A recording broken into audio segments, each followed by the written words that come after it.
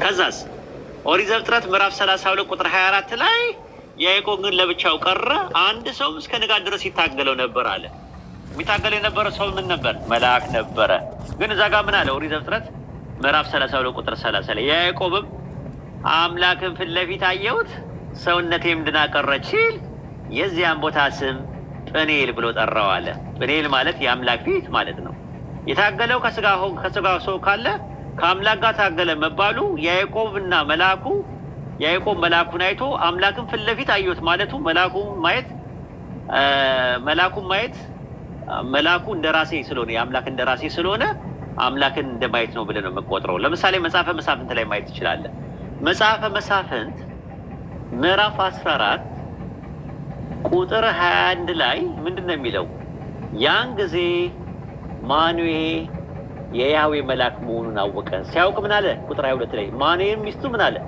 አምላክን አይተናልና ሞትን እንሞታለን አላት ይላል። ማንን አይተናል? አምላክን አይተናል አለ። አምላክን ነው ያዩት? ሊትራሊ አይደለም፣ መልአኩን ነው ያዩት። መልአኩ የአምላክ ምንድን ነው? ወኪል ነው፣ እንደራሴ ነው፣ ቃል አቀባይ ነው፣ አፈቀላጤ ነው። ከዛ አንጻር ነው የሚታየው ማለት ነው። እና በዚህ መልክና ልክ መረዳትም ማስረዳትም ትችላለህ ማለት ነው። ይሄ አስተርእዮ አምላክ የሚባል አለ፣ ቴዎፋኒ የሚባሉ ነገሮች አሉ። ቴዎፋኒ ታውቃለህ? አይ አላውቅም። ኡስታዝ ያመሰግናለሁ። ቴዎፋኒ አስተርእዮ አምላክ ማለት ነው። የአምላክ መገለጦች ናቸው ራሱ ማለት ነው። እና አምላክት ይባላሉ። ለምሳሌ መላእክት አምላክ ተብለዋል። መዝሙረ ዳዊት ምዕራፍ 8 ቁጥር 2 ላይ ከአማልክትም እጅግ ጥቂት አሳነስከው ይላል። አማርኛው መላእክት ነው የሚለው፣ የዕብራይስጡ ኤሎሂም ነው የሚለው።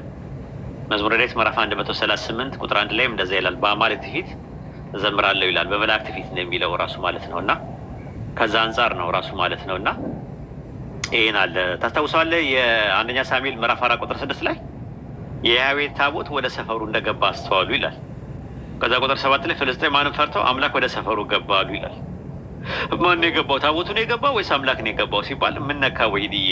ገባ ለሚለው ቃል እኮ ባ ነው መጣ ነው የሚለው። ወደ ሰፈሩ የመጣው ማን ነው? ታቦቱ ነው ወይስ አምላክ ነው? ስለ የታቦቱ መምጣት የአምላክ መምጣት እንጂ ነው እንጂ ታቦቱ አምላክ ካልሆነ መላእክትም ያህዌ አይደሉም ማለት ነው። በተመሳሳይም ኢየሱስ አብ ወይም ደግሞ የባህሪ አምላክ አይደለም ማለት ነው። ይህን ይመስላል ራሱ ማለት ነው። ታስታውስ እንደሆነ ገላትያ 1:23 ላይ ጳውሎስ ምንድን ነው ያለው? ቀድሞ እኛን ያሳድድ ነበር አሉ ሰዎች። ያሳድድ ነበር። ጳውሎስ ማንን ነበር ሲያሳድድ የነበረው? አማኞችን ነው ሲያሳድድ የነበረው። ሐዋርያ ሥራ 26:11 ላይም እንደዛ ነው። አሳዳጅ ነበረ ይላል። እኛን ያሳድደን ነበረ። ያለ ልክ ስንቆጥርባቸው እስከ ውጭ ሀገር ከተማዎች ድረስ እንኳን አሳዳጅ ነበረ ይላል። ማንን ነበር ሲያሳድድ የነበረው? ጳውሎስ አማኞችን ነበር ሲያሳድድ የነበረው። ግን ሐዋርያ ሥራ 9:4 እና 5 ላይ ሳውል ሳውል ለምን ታሳደኛለህ የሚል ድምፅ ሰማ። ጌታ ሆይ አንተ ማን ነህ ሲለው አንተ የምታሳድደኝ እኔ ኢየሱስ ነኝ አለ ይላል። አማኞችን ማሳደድ ኢየሱስ እንደማሳደድ እንጂ አማኞች ኢየሱስ እንዳልሆኑ ሁሉ ኢየሱስን ማየት አምላክ እንደማየት እንጂ ኢየሱስ አምላክ አይደለም። ይህ መታየት ፈካራዊ እንጂ ማራይ አይደለም ማለት ለምን? ኦሪት ዘጸአት ምዕራፍ 33 ቁጥር 20 ላይ ሰው አይቶኝ አይድንም ፊቴን ማየት አይቻለውም ይላል አምላክ። ይሄ ነው ያለው ነገር ማለት ነው። እሺ ኡስታዝ ጀዛከላህ አላህ ይጠብቅህ፣ ጤና ይስጥህ። አመሰግናለሁ። አሚን አሚን። አሰላሙ አለይኩም ወረሕመቱላሂ ወበረካቱ። ኡስታዝ ወአለይኩም አሰላም ወራህመቱላሂ ወበረካቱ። እንዴት ናችሁ? ሰላም ናችሁ? አልሐምዱሊላህ። ጥያቄ ማለት ነው ኡስታዝ፣ በጃሂልያ ጊዜ አሁን ለምስ ማለት ኢስላም የነቢያቶች ሃይማኖትን ይታወቃል። ግን ጃሂልያ ጊዜ ነቢ ሰለላሁ ዐለይሂ ወሰለም ከመላካቸው ፊት የነበረው ጊዜ ላይ ጃሂልያ የሚባሉት ማህበረሰቦች ሃይማኖታቸው ማለት እስልምናን አልተቀበሉም ነበር ወይስ አልደረሳቸውም? እንዴት ነው ጃሂልያ በጃሂልያ ጊዜ እየተባለ የሚወራው ማለት ነው? እንዴት ነው እሱ ነገር?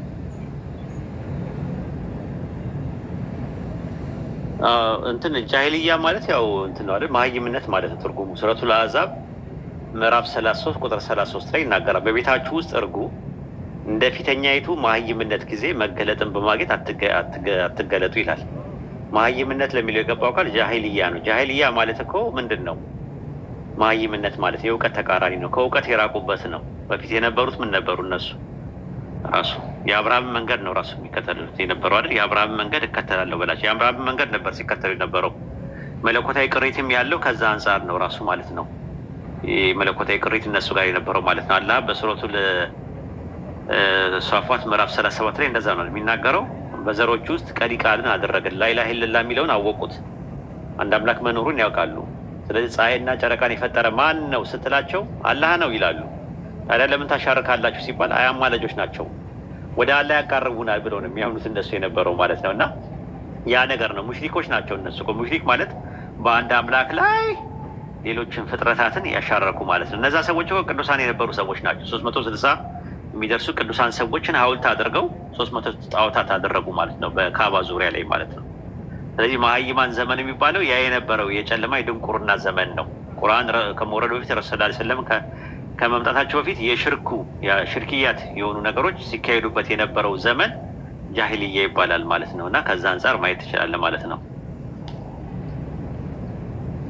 እኮ ማለት ከዒሳ በኋላ ነው አይደለ ነቢ መሐመድ የተላኩት። ከዒሳ በኋላ ባለው ጊዜ የእስልምናው እንትኑ ድባቡ ደብዝዞ ነው ወደ ጃሂልያ ዘመን የተገባው ነው። አይ እዛኛው መስመር ላይ እኮ የለም እኮ ራሱ የኢሳ መስመር በዛኛው ነው የመጣው፣ በኢሳቅ በኩል ነው። ከዛ በኋላ ሙሳ አለይሂ ሰላም አለ።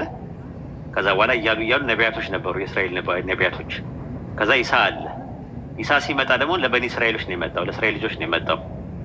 እዚህ ጋር ግን የነበረው ነገር ግን ሪሳላ የኢሳ ሪሳላ አልደረሳቸውም። አንደኛ የነበረው ከእብራሂም ወደ እስማኤል፣ ከእስማኤል በኋላ ወደዚህ ሲመጡ መሀል ላይ ዲክላይን አደረገ ማለት ነው፣ ሳቹሬት አደረገ ማለት ነው። ሰስቴን ማድረግ አልቻለም ማለት ነው፣ ተበላሸ ማለት ነው። ረሱል ሰለላሁ ዐለይሂ ወሰለም ሲላኩ መጀመሪያ አስጠንቃቂ ሆነው የመጡት ለቤተሰቦቻቸው ነው። ከዛ በኋላ ለአረቦቹ ነው። ከዛ በኋላ ለዓለም ነው። እንደዛ ነው እንትኑ። ቤተሰብን አስጠንቅቅ ነው የሚለው፣ ቤተሰቦቻቸው ጀመሩ። ከዛ በኋላ ደግሞ መካንና በዙሪያ ያሉትን ተብሎ የተባለው ዙሪያ ማለት ነው። ከዛ በኋላ ነው ይህ ቁርአን እናንተና ይላል ሱረቱ አንዓም ምዕራፍ 6 ቁጥር 19 ላይ ይህ ቁርአን እናንተና የደረሰውን ሰው ሁሉ ላስጠነቅቅበት ወደ እኔ ተወረደ በላቸው ይላል። ሱረቱ ኒሳ ምዕራፍ 4 ቁጥር 79 ላይም እንደዛ ነው። ራሱ ለሰው ሁሉ መልእክተኛ አድርገን ላክን ይላል። ሱረቱ አዕራፍ ምዕራፍ 7 ቁጥር 158 ላይም እንደዛ ነው። ለሰው ሁሉ መልእክተኛ አድርገን ላክን። ሱረቱ አሕዛብ ምዕራፍ 33 ቁጥር 46 የተለያዩ ጥቅሶች ላይ አላህ ረሱል ሰለላሁ ዐለይሂ ወሰለም የላካቸው ለሁሉም የሰው ዘሮች ናቸው። ግን ያም ሪሳላው ላይ ዴክላይን አድርጎ ነበረ፣ ሳቹሬት አድርጎ ነበረ። ሰስቴን ማድረግ አልቻለም ማለት ነው። ዴክላይን አድርጎ ነበር እና ከዛ አንጻር ነው ይህ ነገር የተነገረው። ኡስታዝ ጀዛከላሁ ኸይር። ደግሞ ጳጉሜ 1 ነው 2 መጽሐፉ የተመረቀ ጊዜ በውስጥ ጽፌላችሁ ነበር። ማሻአላህ ደስ ይላል። ማለት እናንተ ጋር ሚዲያም ገና ሳይወጡ ብዙ የሚሰሩ ሰዎች አሉ። እንደውም ክርስትናውን የተማረ ልጅ በደንብ ግዕዘኛውንም ምን የሚችል ልጅ ነበር። ባለፈው ጳጉሜ 1 ይመስለኛል ቁርአን ሐፍዞ ምናምን ተመርቆ አሁን ወደ ኪታብ ማዕህድ ገብቷል። ከእርሶ ጋር ላገናኘው አስቤ ነበር። ማለት ለሌላውም ሰው ትምህርት ይሆናል ብዬ ያለፈበትን የሃይማኖት እንትኖች ምናምን ትምህርቶች ወደ እናንተ እንትን ልለው ነበር። ጽፌላችሁ ነበር አቡ መርየም በሚል በሌላ አካውንት ከፍቼ፣ ለጊዜው ፌስቡክ አልነበረኝም ያኔ እና የመጽሐፉ ምርቃት ቀን ነበር። አልተመቻችሁም መሰለኝ። ኢንሻአላህ ማገኝበት አጋጣሚ ካለ ኢንሻአላህ አገናኛችሁና ለሌላ ሰው ትምህርት እንዲሆን እናደርጋለን። ኢንሻአላህ ዝም ብሎ ሰላምታ ብቻ ሳይሆን መልእክቱንም አስቀምጥ። እንደዚህ ቲክቶክ ላይ ያወራሁ ነኝ ምናምን ብለህ ለማስቀመጥ ሞክር ማለት ነው። እንደዛ ይሻላል ማለት ነው። እና ደስ ይላል እንዳልኩ የሐኒፍ የሚባሉ አሉ። ራሱ የሐኒፍ የሚባሉ ሱረቱል አሊ ኢምራን ምዕራፍ 3 ቁጥር 7 ላይ ኢብራሂም ይሁዳዊ ወይም ክርስቲያን አልነበረም ይላል። ወደ ቀጥተኛ መንገድ የተዘነበለ ሙስሊም ነበረ፣ ከአጋሪዎችም አልነበረ ነው የሚለው። አየህ፣ ሙስሊም ቀጥተኛ መንገድ ብሎ ነው ያስቀመጠው። በቀጥተኛ መንገድ የሚመራ ሙስሊም ነበረ ነው የሚለው። ምንድን ነው የሚባለው? ሐኒፍ የሚባለው። ሐኒፍ ማለት ቀጥተኛ ማለት ነው። ለምሳሌ በሱረቱ አሊ ኢምራን ምዕራፍ 3 ቁጥር 95 ላይ እንደዛ ነው። አላህ እውነትን ተናገረ፣ የኢብራሂም መንገድ ቀጥተኛ ሲሆን ተከተሉ፣ ከአጋሪዎች አልነበረም ነው። የኢብራሂም ፈለግ ተከትለው የሚሉ ዝርዮቹ በጥንት ጊዜ ሐኒፍ ይባሉ ነበረ። የኦርቶዶክስ ሊቅ የነበረው ደብተራ አማን ነጸረ ታሶስ በተባለው መጽሐፋቸው ገጽ 16 ላይ ብትመለከተው እንደዛ ነው። ሐኒፋዊ ቅድመ እስልምና የነበሩ በአንድ አምላክ አማኝ አረባውያን አሕዛብን ያሳያሉ ነው የሚለው። ከረሱል ሰለላሁ ዐለይሂ ወሰለም መላክ በፊት በቅዱስ ኤፍሬም ራሱ በ306 ላይ እስከ 373 የነበረ ነው። የእሱ ጓደኛ የነበረው አባ ሕርያቆስን ታውቃቸዋለህ? እስማኤላውያን በቅዳሴ ማርያም ላይ ገጽ ላይ እንደዚህ ይለዋሉ። ክፉዎች አይሁዳቸው ባለማወቃቸው የአምላክ አካል አንድ ነው የሚሉ በደለኞች የእስማኤል ወገኖች እንሰማቸዋለን ልቦናቸው ወገኖችን እነሆ እንሰማቸዋለን ልቦናቸውን ያሳወሩ ናቸው ብሎ ያሰበው አንድ ብለው ያምኑ ነበር እስማኤላውያን ተብሎ ነው የሚባለው። ይሄ ነገር ከየት መጣ ብለህ ስትል ኦሪት ዘፍጥረት ምዕራፍ 18 ቁጥር 19 ላይ ጽድቅንና ፍርድን በማድረግ የአምላክን መንገድ ይጠብቁ ዘንድ ልጆቹንና ከእርሱ በኋላ ቤቱን እንዲያዝ አውቃለሁ። ይህ አምላክ በአብርሃም ላይ የተናገረውን ሁሉ ያመጣ ነበር። ስለዚህ በምንድን ነው ይህ ነገር ያወቁ ሲባል ልጆቹን ያስተምር ነበር ኢብራሂም። ልጆቹ እነማን ናቸው እዚህ ጋር የተባሉ? ይስሐቅና እስማኤል ናቸው። ስለዚህ እስማኤልም ይማር ነበረ። ያንን ተከትሎ ነው የሄደው ራሱ ማለት ነው። እና በኦሪት ዘፍጥረት 25:9 ላይ ልጆቹ ይስሐቅና እስማኤል ብሎ ነው የሚያስቀምጠው ማለት ነው። ከዛ በኋላ ምንድን ነው ያለው? ሱረቱ አንከቡት ምዕራፍ 29 ቁጥር 1 ላይ ሰማይና ምድር የፈጠረ ፀሐይና ጨረቃን የገራ ማን እንደሆነ ብትጠይቃቸው በእርግጥ አላህን ይሏል። ታዲያ እንዴት ይመለሳሉ እያለ ይናገራል። በሱረቱ ዙሩፍ ምዕራፍ 43 ቁጥር 28 ላይ በዝርዮቹ ውስጥ ይመለሱ ዘንድ ቀሪ ቃል እናደረግን አለ። አሀ ቀሪ ቃልና አላህ አድርጓል። አዎ ምን የሚለው ፈጣሪ አንድ ነው የሚለው ነገር ያውቃሉ ቁረይሾች። ለዛ ነው ሱረቱ በቀራ ምዕራፍ 2 ቁጥር 128 ላይ ጌታችን ሆይ ለአንተ ታዛዦች አድርግ ከዘሮቻችንም ለአንተ ታዛዦች ህዝቦች አድርግልን ብለው ኢብራሂምና እስማኤል ዱዓ አድርገው ነበር። ከዛስ ምንድን ነው ያለው? ሱረቱ በቀራ ምዕራፍ 2 ቁጥር 129 ላይ ዱዓ ሲያደርጉ ጌታችን ሆይ በውስጣቸው ከእነርሱ የሆነ መልእክተኛ በእነርሱ ላይ አንቀጾችህን የሚያነብላቸው መጽሐፍና ጥበብን የሚያስተምራቸው ከክህደትም የሚያጠራቸውን ላክ። አንተ አሸናፊና ጥበበኛው አንተ ብቻ ነህ እናሉ። አዩ ነቢያት ስለነበሩ እስማኤልም ኢብራሂም ነቢይ ስለነበሩ የሆነ ሰዓት ላይ በኩፍርና በሽርክ እንደሚጨማለቁ ነቢይ ስለሆኑ ስላወቁ ምን አደረጉ? ምን አሉ? ከክህደት የሚያጠራቸውን ላክ፣ አንተ አሸናፊና ጥበበኛ ነህ ብለው እንትን ብለው ነበር አላህ። ከዛ ምን አለ? ሱረቱ በቀራ ምዕራፍ 2 ቁጥር 151 ላይ በውስጣችሁ አላቸው አሁን ቁረይሾችን ከእናንተ የሆነ በእናንተ ላይ አንቀጾቻችንን የሚያነብላችሁና ከክህደታችሁ የሚያጠራችሁ መጽሐፍና ጥበብን የሚያስተምራችሁ ታውቁ ያልነበራችሁትን የሚያሳውቃችሁ የሆነ መልእክተኛ ላክን አለ አላህ። ማንን ነው የላከው? አኺ አቡ መርየም ሁለተኛ ማንን የላከው? ከክህደት የሚያጠራ ማንን ላከ? አላህ በትንቢቱ መሰረት ነብያችንን አይደል? የተሰማው አይደለም መሰለኝ። እና ከዛ አንጻር ነው ራሱ ማለት ነው። እና ረሱል ሰለላሁ ዐለይሂ ወሰለም የሆነ ሰዓት ላይ በሐዲስ እንደዛ ነው ያሉት። እኔ አላህ ዘንድ የነቢያት መደምደማ ሆኜ ተጽፌያለሁ። አዳም ጭቃ ሆኖ ሳለ እንኳን ነብይነቴ ተወጥኖ ነበረ። ስለዚህ ጉዳይ እነግራቸዋለሁ። እኔ የኢብራሂም ልመና፣ የኢሳ ብስራትና የእናቴ ህልም ነበርኩኛል። ስለዚህ ረሱል ሰለላሁ ዐለይሂ ወሰለም እንደሚመጡ አስቀድመው በኢብራሂም ዱዓ ነበሩ፣ የኢሳ ብስራት ነበሩ፣ የእናታቸው ህልም ነበሩ። የኢሳ እንትን ሱረቱ ሷፋት ምዕራፍ 60 ቁጥር 6 ላይ ታገኘዋል። የመርየም ልጅ ኢሳ ሆይ፣ ኢሳም እንደዚህ ያለ የእስራኤል ልጆች ሆይ እኔ ከተውራት በፊት ያለውን የማረጋገጥ ሲሆን ከእኔ በኋላ በሚመጣ መልእክተኛ ስሙ አህመድ በሆነ የማበስር ሲሆን ወደ እናንተ የተላኩኝ የአላህ መልእክተኛ ነኝ ባለ ጊዜ አስታውስ ይላል። የእናቴ ህልም ነበርኩኝ ማለት ምን ማለት ነው ሲባል የሆነ ሀዲስ ላይ ደግሞ ምን አሉ? የአላህ መልእክተኛ እናት እሷን በወለደች ጊዜ የሻም ቤተ መንግስት የሚያበራ ብርሃን አየች ይላል። ለዛ ነው ከዛ አንጻር ነው። እና ስለዚህ የኢብራሂም ልመና፣ የኢሳ ብስራትና የእናቴ ህልም ነኝ ያሉት ማለት ነው። ከዛ አንጻር ነው። ይህን ይመስላል። ጀዛኩም ላሁ ኸይር። ኢንሻላህ እናወራለን። 2% ነው። አፎን እንግዲህ ለወጣ ነው ስልኬ ሊዘጋብኝ ነው። ማብራት የለም ደግሞ ሰክቼ እንዳላወራ። ችግር የለውም። ጥያቄ ያላችሁ ሰዎች ኮሜንት ስለማላይ ግቡ። እሺ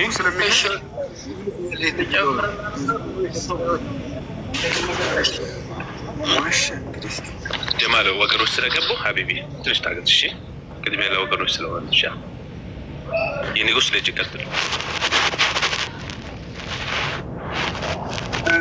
ወይት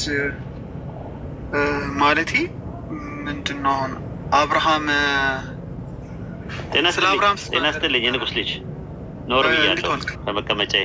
እንዴት ነህ? ቆይ ምንም አይደለም። እንዴት ነህ? ደህና ነህ? ደህና ነኝ። ቤተሰብ ምን ይምጣልህ? ሻይ ቡና መጀመሪያ ፉት በልና ኦኬ ደስ ያለን አምጣልኝ። እሺ በቃ በእኔ ወጪ። ኦኬ እሺ ዘለን ስላልክ ነው ቸኩላል እና ተረጋግተን ልታወራኝ ስለፈለኩኝ ነው። እሺ ተረጋግተን ስታወራኝ ደስ ይለኛል። ያው ምንም ችግር የለው። ቀጥል። ተቀጥል። አዎ ቀጥል፣ ችግር የለው። ማለት አብርሃምን ከእስልምናው ጋር አያይዘህ እያወራህ ነበረ እና ማን ነበረ ልጁን እስማኤልን ቁጭ ብሎ ሲማር ነበር ከአብርሃም ስር ነው ቁጭ ብሎ ሲማር የነበረው ስለ እስልምና። እንደዚያ ነው ሀሳቡ። ሲያስተምሮ ነበር ነው አይደል የሚለው የእንትኑ ላይ ባይብል ላይ ያስተምሮ ነበር ይላል። ምን ያስተምሮ እንደነበረ ባይብላችሁ አይናገርም። ዘፍጥረት 18-19 ላይ ጽድቅና ፍርድን በማድረግ የአምላክን መንገድ ይጠብቁ ዘንድ ልጆቹንና ከእርሱ በኋላ ቤቱን እንዲያዛውቃሉ። ይህ የአምላክ በአብርሃም ላይ የተናገረው ነገር ሁሉ ያመጣ ዘንድ አለ ይላል። ያ ምንድን ነው? በዘሩ የሚባረኩበት ማለት ነው። የሚባረኩን እባርካለሁ፣ የሚረግሙን እረግማለሁ፣ የምድር አሕዛብ ሁሉ በአንተ ይባረካሉ ተብሏል። ያንን በረከት የሚያገኙት ደግሞ በዘር ስለተባለ የኢብራሂም ዝርያዎች ሁለቱ ናቸው፣ ይስሐቅና እስማኤል ናቸው የነበሩት። እስማኤላውያን ይህ የአንድ አምላክ አስተምሮትን ቀሪ ቃልን ያደረገላቸው አላህ ራሱ ነው ከጥንትም ጀምሮ። ምናልባት ቅዳሴ ማርያም ተከታተላለ አባ ሕርያቆስ ሲናገሩ፣ አባ ሕርያቆስ የሚባሉት እሳቸው ራሳቸው ይናገራሉ። እስማኤላውያን የአንድ አምላክ አስተምሮት እንደነበራቸው ይናገራሉ። ያ ነገር ከየት ነው የመጣው? ከጥንትም ጀምሮ ነው። ራሱ የኦርቶዶክስ ሊቅ አለ ደብተራ ማንነጸር የሚባል 23 በሚባለው መጽሐፉ ላይ እንደዛ ይላል። ሀኒፋዊ የሚባለው ቁርአን ከመውረዱ በፊት በአንድ አምላክ የሚያምኑ አማኞችም ነበሩ። ያ ነገር ከየት ነው የመጣው ሲባል ከእስማኤል የዘር ቤተሰብ ውስጥ ነው የመጣው፣ ቀጥሎ የመጣው ማለት ነው። ቁርአን ያንን ይነግረናል። ቁርአን ነው ታውቃለህ። አሁን ከእስልምናው ጋር እስማኤል የሚያያይዘው ነገር የሚያገናኘው ነገር አለ። አጠራርጋ የሚያገናኘው ነገር አለ። የሚያገናኘው ነገር አለ። ኦኬ እንደዛ ከሆነ ታዲያ ለምሳሌ አሁን ጳውሎስ አለ አይደለ? የአዲስ ኪዳን ሐዋርያ ጴጥሮስ አለ። በፍጹም ማለት ስለ እስማኤል ማንም ሊነግረን የፈለገን የለ። የተስፋው ቃል በይስሐቅ በኩል እንደሆነ ክርስቶስ በስጋ የመጣው መሲሁ ነው። መሲሁ የሚጠበቀው የነበረው ልክ ነህ። የንጉስ ልጅ መሲሁን የሚጠብቁ ነበር። የእነሱ የራሳቸው ላይን አለ። ያኛው ደግሞ ላይን አለ። ያኛው ሶስት አይሁዶች የሚጠብቁት የነበረው 3 ሰዎችን ነበር አይደል የነበረው? ታስታውስ እንደሆነ የት ማለት ምን መጽሐፍ ላይ? ዮሐንስ ወንጌል ምዕራፍ 1 ቁጥር 19 ላይ ሐሰን ይከፍትልሃል። ሐሰን ከፈትልህ በትልቁ አድርጎት። ሐሰንን ጎበዝ እንደዚህ የሚጠይቅ ነው የሚያስፈልገን። አሁን የሚጠይቅ ትውልድ ነው የሚጠይቀን። ዮሐንስ ወንጌል ምዕራፍ 1 ቁጥር 19 አውጣ። ሐሰንም ቶሎ አውጣለት። አሰላሙ አለይኩም ሐሰን። ዮሐንስ ወንጌል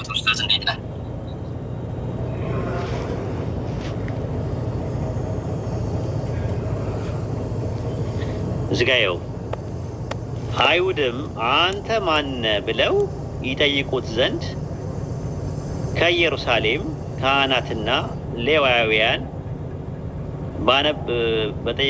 ተንቀጠቀጠብኝ። በላኩበት ጊዜ የዮሐንስ ምስክርነት አንብበው። ከዛ መሰከረ ማልካደም እኔ ክርስቶስ አይደለሁም ማለት ማንን ይጠብቁ ነበር? የመጀመሪያው መሲሁ ማለት ነው ይጠብቁ ነበር ብሎ መሰከረ። እንግዲያውስ ማን አሉት? ኤልያስ ነህን ብለው ጠየቁታል። በጣም እየተንቀጠቀጠብን ነው። እኔ ላምበብ መሰለኝ። ሌላ ሰው ያውጣልን። ሌላ ሰው ያውጣልን። እየነዳ ነው፣ መኪና እየነዳ ነው። ቆይ አንዴ ተረጋጋ። ሰው እያየው ነው መሆን ያለበት። እሺ ጀማልን አስቁት አንዴ። መኪና እየነዳ ነው፣ እየተንቀጠቀጠ ነው።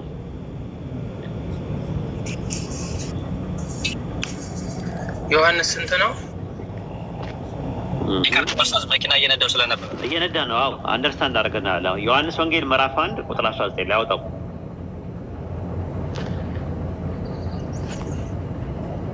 ኦኬ ጥሩ። አሁን እዚህ ጋር ተከታተለኝ።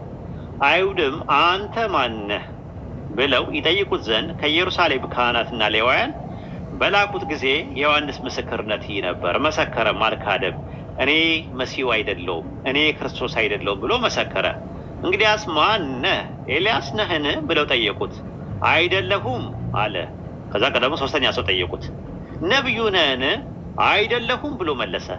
እንግዲያስ ማን ነህ? ለላኩ መልስ እንድንሰጥ ለራስ መልስ ምን ትላለህ?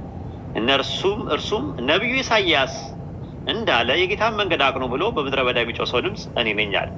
የተላኩት ከፈሪሳውያን ነበሩና እንግዲያውስ አንተ ክርስቶስ ወይም ኤልያስ ወይም ነብዩ ካይደለ ስለምን ታጠምቃለህ አሉት። ማን ያሉት እዚህ ጋር ተከተል የንጉስ ልጅ ማን ነው የሚጠብቁት የነበረው? ሶስት ሰዎች ንገረኝ። ኤልያስ አንድ፣ ክርስቶስ ሁለት፣ ነብዩ። አዎ ኤልያስ ማለት ሁለተኛ ነገሥት ምዕራፍ 2 ቁጥር 11 ላይ ኤልያስ በእሳት ሰረገላና በእሳት ፈረስ ወደ ሰማይ ካረገ በኋላ ትንቢተ ሚልክያስ ምዕራፍ 4 ቁጥር 5 ላይ ደግሞ ታላቁ የሚያስፈራው የዮድሄ ቫፌ ከመምጣቱ በፊት ነብዩ ኤልያስን እልክላቸዋለሁ። ኤልያስ ይመጣል ብለው ተስፋ ያደርጉ ነበረ። ቀጥሎ ደግሞ መሲህ የሚባል አለ። መሳያ ወይም ደግሞ መሺያህ የሚባለው ወይም ደግሞ ክርስቶስ የሚባል አለ። እሱንም ይጠብቁ ነበረ። መዝሙረ ዳዊት 2:2 ላይ ታገኘዋል። ሶስተኛው ነብዩ የተባለው ሌላ የሚጠበቅ አለ። ወይም ተብሎ ሶስት የሚጠብቁት ሰዎች አሉ። ይሄ ነብዩ የተባለው ማን ነው እኮ ንገረኝ። አይ ነብዩ የተባለው ማን ነው? የቱ ጋር ነው ትንቢታቸው?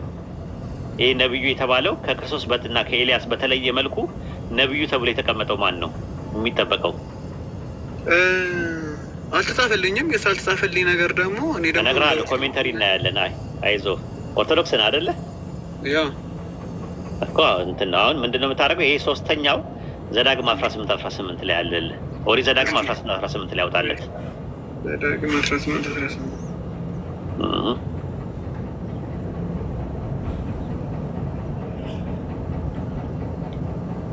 ይታያል። 18 ላይ ከወንድሞቻቸው መካከል እንደ አንተ ያለ ነቢይ አስነሳላችኋለሁ፣ ቃሌን በአፉ አደርጋለሁ፣ ያዘዝኩትን ሁሉ ቃል ይነግራችኋል አለ። ዮሐንስ ወንጌል 1:23 ላይ ያለው አይሁዶች ይጠብቁት የነበረው ነቢይ ዘዳግም 18 ላይ ነው ብለው ነው ያስቀመጡት የእናንተ ኮሜንታተሮች።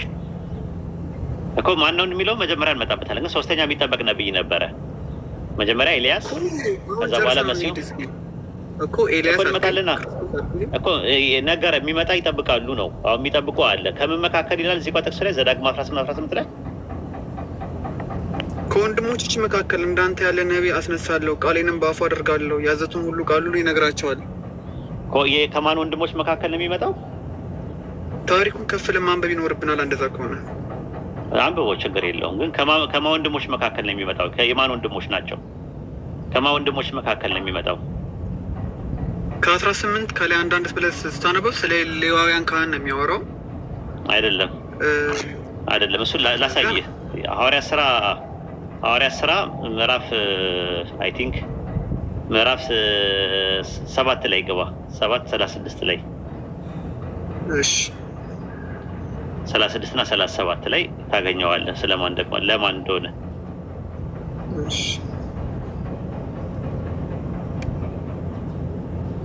ይህ ሰው በግብፅ ምድር አለ። ይህ ሰው የሚለው ሙሴ ነው። ቁጥር 35 ላይ ማየት ትችላለህ።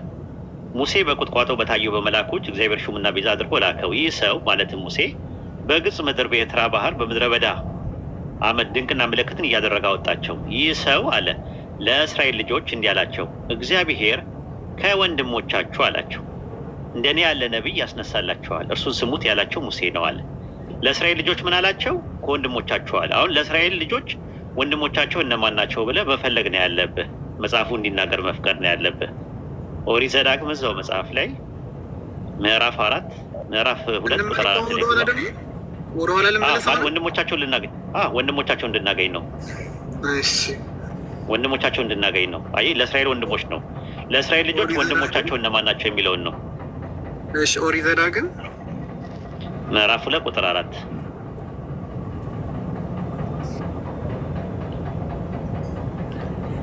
ህዝቡም እንዲህ ብለህ እዘዛቸው በሴር ላይ በተቀመጡ በወንድሞቻቸው በኤሳው ልጆች ህዝቡም እንዲህ ብለህ እዘዛቸው በሴር ላይ በተቀመጡ በወንድሞቻቸው በኤሳው ልጆች ሀገር ታልፋላችሁ፣ እነርሱም ይፈሯቸዋል። እንግዲህ እጅግ ተጠንቀቁ ይላል። የኤሳው ልጆች እንደማን ናቸው? የኤሳው ልጆች እንደማን ናቸው? የንጉስ ልጅ ህዝቡም እንዲህ ብሎ እኮይ እሺ እኮ ህዝቡም እንዲህ ብለህ እዘዛቸው። አዛዡ ሙሴ ነው አይደለ? አዎ እዘዛቸዋል። እና ለምን ምንድን ነው ያለው እዛ ላይ እኮ አዛዡ ሙሴ ነው አይደለ? ገባኝ። አዎ ግን ምንድን ነው ነጥቡ ምንድን ነው? እኔ ምን ለማለት ፈለጉ? ገብተዋል? አይ ገብቶ እኮ አሁን የእንትና ወንድሞች ልንፈልግ እኮ ነው እኮ የኤሳው ልጆች ምኖቻችሁ ነው አላቸው። ነብይ የተባለ ለህዝቡ ምን አላቸው? በሴር ላይ በተቀመጡ በወንድሞቻችሁ በሴር ልጆች ሀገር ታልፋላችሁ። እነማን ነው ታልፋላችሁ የሚላቸው ሙሴ? የእስራኤል ልጆች ነው አይደለ? የእስራኤል ልጆች ማለት ነው። አዎ የእስራኤል ልጆች። ለእስራኤል ወንድሞቻችሁ የሚለው ማንን ነው? ለእስራኤል ልጆች ወንድሞቻቸው እነማን ናቸው አለ? የማን ልጆች ናቸው አለ? በሴር ላይ የተቀመጣቸው ወንድሞቻቸው የኤሳው ልጆች። የኤሳው ልጆች ኤሳውና ያዕቆብ ምንድን ናቸው? ወንድማማቾች ናቸው ማለት ነው። ኤሳው የሚባለው ደግሞ ኤዶማውያን ናቸው። ዘዳግም 1:2 ላይ ማየት ትችላለህ። የተለያየ ቦታ ላይ ስታያቸው ምንድን ነው የሚለው? ወንድሞቻቸው የተባሉት አረቦቹ ናቸው ማለት ነው። ገብተዋል? ኤሳውያን የሚባሉት ኤዶማውያን እነማን ናቸው? ኤዶማውያን ናቸው? ረጋ ብለህ ኤዶማውያን እነማን ናቸው? አዎ ዘዳግም 23:7 ላይ አዎ ዘዳግም 23:7 ላይ 23:7 ላይ ግባ።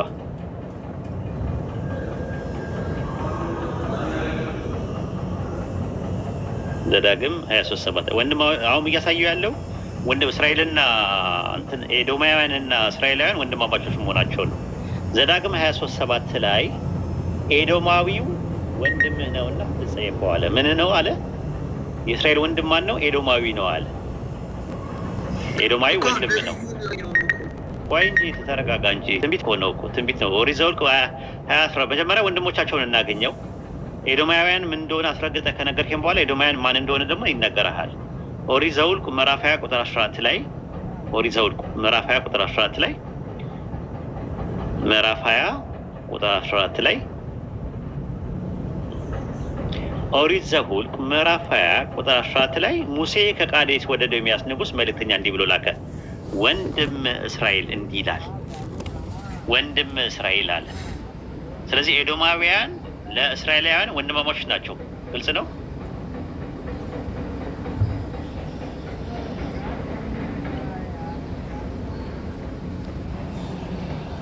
ግልጽ ነው። ጎይድ ቀጥል ነው ወይ? ግልጽ ነው ወይ? እዚህ ድረስ ግልጽ ነው ወይ? እኮ ወንድም ማለት ኤዶማውያን ወንድማማቾች ናቸው። ያ በእስራኤል ዘንድ ወንድም ማለት ወይ ነው አይደል? የፈለግኩት ነገር ወንድም ማለት እነሱ አለ አይደለ? ጀስት ከስጋና ከደም መካፈል ብቻ አይደለም። በአይሁድ ዘንድ ያለው ወንድማማችነት ማለት ነው።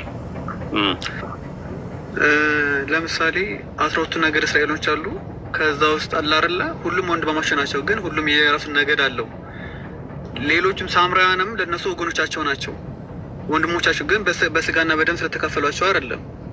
ስለዚህ ወንድም የሚለውን ብቻ ከስጋና ከደም ስለተካፈለ ብቻ ወንድም አትለው። ከስጋና ከደም ነው። ይሄኛው ከስጋና መደም ነው። ኦሪት ዘፍጥረት ምዕራፍ 25 ቁጥር 23 ላይ ብትመለከተው ያህዌም አላት ሁለት ወገኖች በማዕፀንሽ ናቸው፣ ሁለት ህዝብ ከሆድሽ ይፈልቃሉ አለ። ሁለት ህዝብ አየህ፣ ማና ማን ናቸው? ኤሳውና ርብቃ ናት። አሁን የምታወራው ለርብቃ ነው የተነገራት። ኦሪት ዘፍጥረት ምዕራፍ 25 ቁጥር 23 ላይ ያህዌም አላት ሁለት ወገኖች በማዕፀንሽ ናቸው፣ ሁለት ህዝብ ከሆድሽ ይከፈላሉ አለ። ስለዚህ ቀድሞ የወጣው የመጀመሪያ ልጅ ስሙ ኤሳው ይባላል። ጸጉሩ ቀይ ስለነበረ ቀይ ማለት ኤዶም ማለት ነው። ኤዶም ተባለ። ዘፍጥረት 25 ላይ ይኸው ራሱ እዛው ላይ ማለት ነው። በፊትም የወጣው ቀይ ነበረ፣ ሁለንተናው ጠጉር ለብሶ ስለነበረ ስሙን ኤሳው ተባለ ይላል። ከዛ ኤዶም ማለት ቀይ ማለት ነው ትርጉሙ ራሱ። ዘፍጥረት 36:1 ላይ የኤሳው ትውልድ ይህ ነው እርሱም ኤዶም ነው የሚለው ዘፍጥረት 36:1 ላይ ያወጣለት። ዘፍጥረት 36:1 ላይ ይታያል። የኤሳው ትውልድ ይህ ነው እርሱም ኤዶም ነው አለ። ከዛ ቁጥር 8 ላይ የት እንደሚኖሩ መኖራቸውን ይነግርሃል። ኤዶማውያን የሚባሉት ኤሳውም በሴር ተራራ ተቀመጠ፣ ኤሳውም ኤዶም ነው አለ። የሴር ተራራ የት ነው ያለው ንጉስዬ? ኤሳውም በሴር ተራራ ተቀመጠ፣ ኤሳውም ኤዶም ነው። ሴር የት ነው ያለው? አሁን ነገር እኮ ነው። አሁን በቃ እየመጣ ነው ወደ ነጥቡ። አሁን ኤሳው እና ያዕቆብ ወንድማማቾች ናቸው። ኤዶማውያን እና እስራኤላውያን ወንድማማቾች ናቸው። ከወንድሞቻቸው መካከል ማለት የእስራኤል ወንድሞች ከሆኑ ከኤዶማውያን መካከል ነው የሚመጣው ነብይ። እንዲገባኝ ለምሳሌ አሁን በጣም እየረዘም ስለሆነ አሁን ቀላል አለ ሾርት ከታረገውና ኤሳው ወደ ኤዶማውያን ሽፍት ማድረጉ ወደ ኤዶማውያን ምድር ሽፍት ማድረጉን ትነግረኛለህ። ኤዶማውያን የት ነው የሚኖሩት? ኤሳው የት ነው ማለት እንዴት ማለት አሁን ሴር ነው ይላል።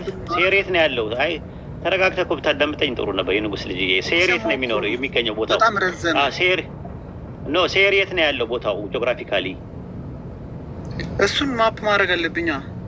አርግና ንገረኝ። እኔ አሁን አረብ ሀገር ነው አልኩ እኔ። አንተ ደግሞ ሌላ ቦታ ብለህ ንገረኝ። አረቦቹ ጋር ነው ያለው እኮ አረብ ሀገር እኮ እንደዛ። እኔ እኮ ምን ታውቃለህ ወሂድ ጀስት እኛ አሁን ስለ ስላሴ ያስተምሩ እንደስንነግራችሁ አምጡ ትሉናላችሁ ከአንድ ቦታ። አንተ ግን አሁን እኮ የትንቢት እኮ ነው። አሁን ይኸውልህ ምን አለ መሰለህ ከአረቦቹ መካከል ነብይ እንደሚመጣ ነገርኩህ እኔ። አሁን ማን እንደመጣ እነግርሃለሁ ራሱ። ግን አሁን ሴር የት ነው ብለህ ደግሞ አጥና። ሴር የት ነው ያለው? አንዴ ማፕ ላድርግ እስኪ። እስከዛ ማፕ አድርጋ ሴር የት ነው ፋራን የት ነው ብለህ ጠይቅና፣ ፋራና ሴር ላይ ነው የሚኖሩት እና ሲና ሶስቱ ተራሮች ማለት ሰንሰለታማ ናቸው። ማፕ አድርግና ንገረኝ።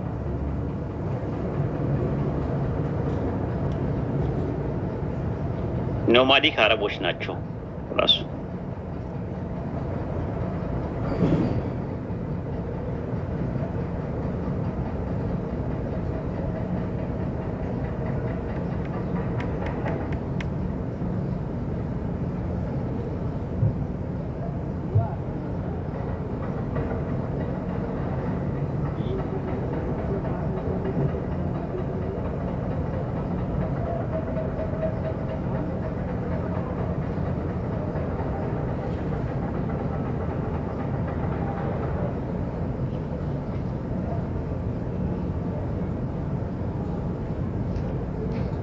ኦኬ ተመለስና እኛ እንመርመር እንትን እንፈልግ።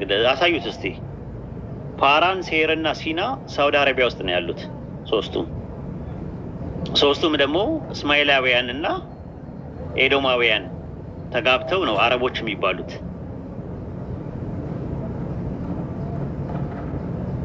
ይሄ ኢንተርኔት አይሰራም እንጂ ከፍትለት ነበር። የሚከፍት ካለ ኢንተርኔት ያለው ይከፍታል። አይ ሀሰን እየነዳ ስለሆነ ትንሽ አልተመቸው ራሱ ማለት ነው። አይ ራሱ እንትን ይበልና ሌላ ቀንም እንትን ማለት ይችላል ከፈለገ እንዳይሰምንት ማለት ነው። የምችሉ ሰዎች መክፈት የምችሉ ሰዎች ግቡ። ሙስሊሞች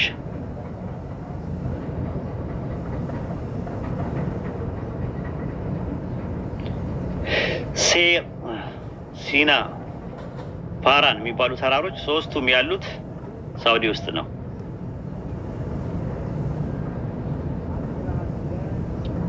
አስታስ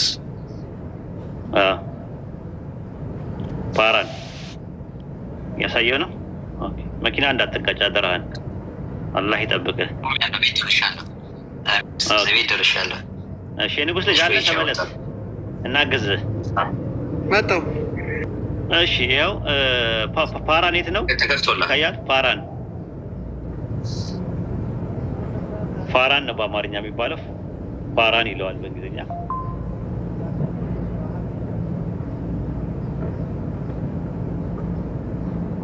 ዴዘርት ኦፍ ፋራን ይባላል። አረብ ማለት ዴዘርት ማለት ነው በነገራችን ላይ ምድረ በዳ ማለት ነው። እሺ ለወደፊቱ ማለት ነው። አረብ ማለት ምድረ በዳ ማለት ነው ትርጉም። እስቲ ያዙልኝ። አረብ ማለት ምን ማለት ነው ተብላችሁ ብትጠየቁ ሲምፕሊ ምድረ በዳ ዴዘርት ማለት ነው። በረሃማ ማለት ነው። የበረሃማ የሚኖሩበት አካል እስማኤላውያን እና ኤዶማውያን የሚኖሩት እዛ ነበረ በፓራ ምድረ በዳ እና ባይብል ራሱ የሪፈረንስ ስትመለከቱት መካና ኢጃዝ በሚባል አካባቢ ላይ ነው ያለው። ፓራን በሁለቱ መካከል ነው ያለው ራሱ ጂኦግራፊካል ሎኬሽኑ ማለት ነው። ክርስቲያን ትራዲሽንም የቂሳሪያ አዋሳቢዮስ እነ ጄሮ ሙላ ሳይቀር አረቢያ ዴዘርት ነው ብሎ ነው ያስቀመጡት።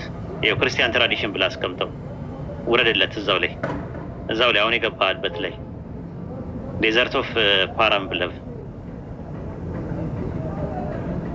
ይታያል። እዛ ጋር ይህን ክርስቲያን ትራዲሽን ብለ ያዘው ክርስቲያኖች ራሳቸው ምን እንደሚሉ ይታያል። ይህን ክርስቲያኒቲ የሚለው እሱ ጋር አያችሁት። ይህን ክርስቲያኒቲ ትራዲሽን በክርስትና ትውፊት ቦዝ አውሳቢዮስ ማለት የቂሳውያ አውሳቢዮስ ታሪክ ጸሐፊው ኤንድ ጄሮም ሪፖርት ባደረጉት ፓራን ወዝ ዘ ሲቲ ፓራ ዴዘርት ኢን አረቢያ ዴዘርት አለ። አረቢያ ውስጥ ነው ያለችው አለ። ሳውዘርን የሆነ ሳውዝ ኢስት የሆነው ፓርት ፓራን የምትገኘው ተራራ ወዛው ነው ብሎ ነው ያስቀመጡት። ፓራን፣ ሲና እና ሴር ሰንሰለታማ ተራሮች ሆኖ አረቢያ ውስጥ ነው አረብ ውስጥ ነው ያሉት። ግልጽ ነው የንጉስ ልጅ? እሺ አይ ነው ልጠይቅ እስኪ ማለቴ ፋራን አረብ ብለህ ዝም ብለህ ኮንክሉድ ከምታደርገው ስፔሲፊክ ፎቶውን ንገረን። ፋራን ከመካ ስንት ኪሎ ሜትር ነው ርቀቱ? ወይስ መካ ውስጥ ፋራን አረብ ሀገር ሳይሆን እዚህ ጋር አውሳቢዮስ እንዳስቀመጠው ከሆነ በመካና በእንትን መካከል ነው። በመካና በምንድን ነው የሚባለው? በመካ በጣይፍ ነው። ቆይ አይደለም፣ ራሱ በመካና ፋራን የመን ውስጥ አይደለም። ኧረ የመን ውስጥ አይደለም። ኢቭን የመኖች ራሳቸው አረቢያን ናቸው። ራሱ አረቢያን ናቸው እነሱ ናቸው። ግን እሱ አይደለም። ፋራን የመን አይደለም። ማን ያለ ኖ ወይ የመን አላልኩም እኮ እዛ ውስጥ ነው። የአረብ ምድር የሚባለው ይሄ ሚድል ኢስት የሚባለው ለምሳሌ ጂኦግራፊክ የሆነ ችግር የለውም። አሁን ምን ታደርጋለህ? ስፔሲፊክ ቀለል አድርጌ ልስጥህ። እሺ እስካሁን ድረስ የሄድኩበት ርቀት ምናልባት አልተመቸ ይሆናል ማለት ነው። ዋናው ነገር ማጠቃለያ ልሰራበትና ወደ እንትኑ ልምጣለህ፣ ወደ አንተ ነጥብ ልምጣለህ። እኛ ያለው ምንድን ነው? ዮሐንስ ወንጌል ምዕራፍ 1 ቁጥር 19 እስከ 23 ባለው መሰረት አይሁዳኖች የሚጠብቁት 3 ሰዎችን ነበረ። አንደኛው ኤልያስ ነው፣ ሁለተኛ መሲሁ ነው፣ ሶስተኛ ደግሞ ነብዩ ነው። ነብዩ የተባለው የት ላይ ነው? ኦሪት ዘዳግም 18 ላይ ነው ያለው። ኦሪት ዘዳግም 18 ላይ ያለው ነብይ ከወንድሞቻቸው መካከል እንደሚነሳ ተነግሯል። ወንድሞቻቸው የተባለው ኦሪት ዘዳግም ምዕራፍ 6 ምዕራፍ 2 ቁጥር 4 ላይ የኤሳው ልጆች ነው ተብለዋል። ኤሳውያን የሚኖሩት የት ነው ብለን ስንመረምረውና ስናጠና ኤሳውያን የሚኖሩት አረቢያን ዴዘርት ውስጥ ነው። አረቢያን ዴዘርት የሚባለው ፓራን፣ ሴር እና ሲና ናቸው፣ 3ቱ ናቸው። አሁን እንደዛ ከሆነ ዘፍጥረት 21 ላይ አንድ ማጠቃለያ እንስራና ከዛ በኋላ አንተ እከሌ ነው ብለህ ትነግረኛለህ። ኦሪት ዘፍጥረት ምዕራፍ 21 ቁጥር 1 ላይ እስማኤል በፋራን ምድረ በዳ ተቀመጠ ይላል። የት ነው የተቀመጠው? በፋራን ምድረ በዳ ተቀመጠ ይላል። እስማኤል በፋራን ምድረ በዳ ተቀመጠ ይላል። አሁን የሚነሳው ነገር ከዛ ከፋራን ከምድረ በዳ ውስጥ በምድረ በዳ የሚመጣ ሰው አለ። የሚመጣው ሰው ማን ነው? ዕንባቆም ምዕራፍ 3 ቁጥር 3 ላይ ቅዱሱ ከፓራን ተራራ ይመጣል ይላል። ስለማን ነው የሚያወራው? የንጉስ ልጅ ቅዱሱ ከፓራን ተራራ ይመጣል ይላል። ማን ነው ይሄ ቅዱሱ የተባለው?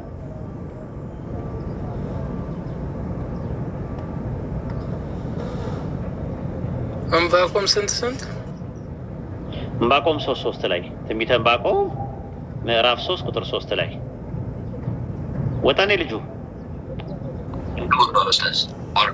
እሺ፣ ሳቡት ምናልባት ኔትወርክም ሊሆን ይችላል። ሳቡት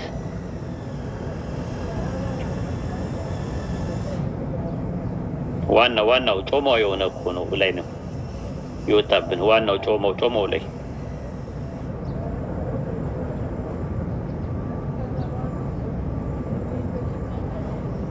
ካልመጣ እንዲጨርስልን ይሄ ነው። እዚህ ጋር ነው ይላችሁ እንትን ዕንባቆም 3 ላይ ግቡ።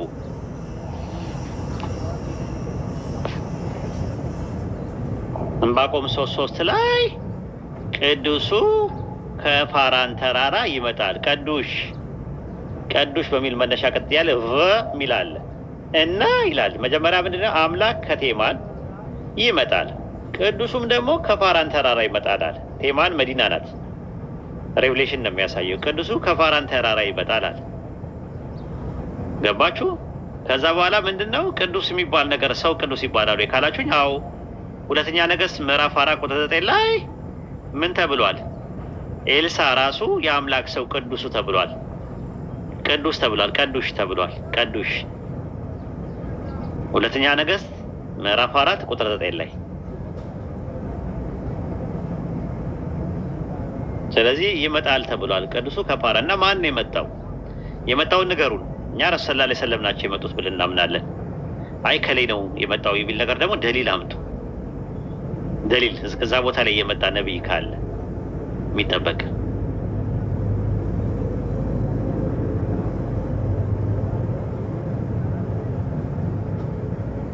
ይው ዲፌንድ አድርጉ። የምር ዲፌንድ አድርጉ ይሄንን ነገር።